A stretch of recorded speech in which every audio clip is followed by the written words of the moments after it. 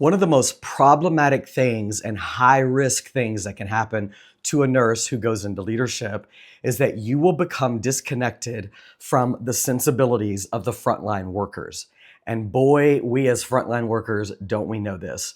Now, I've been in leadership for a long time, but I've also been in staffing. And I can speak this truth and I can say this. We need leaders in healthcare systems. So, not all leaders are bad. Just because a nurse leaves staffing and goes into management, becomes a director, goes into education, becomes some sort of like systems leader, that's a good thing inherently. We need nurses to be in the leadership ranks of these healthcare systems.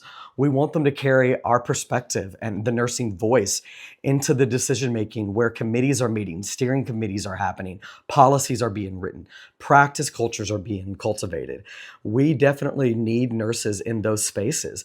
And I know some really damn good nurses who do not become so disconnected and they don't forget what it's like to be a frontline worker and they do good work. So I'm here to say not all nursing leadership is bad. In fact, we should promote and honor and call out when we see good nurse leaders in these healthcare systems that are advocating for us, that are bringing our voice into these boardrooms, into the executive and C-suites.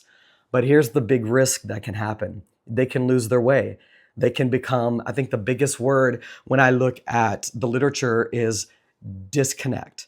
They become disconnected from what it's really like to actually deliver patient care, to be on the front lines, to be connected to the sensibilities of what matters and what's practical and meaningful to the people who are actually on the front lines working. So this is a risk. But just because it's a risk doesn't mean it's going to happen. And I'm just here to say that not all leaders are bad. Not all leaders who have left bedside are actually turning to the dark side. Sometimes there are really good leaders and they stay on our side and they stay as good advocates. Let's honor them, let's call them out, and let's recognize them because we need more of them.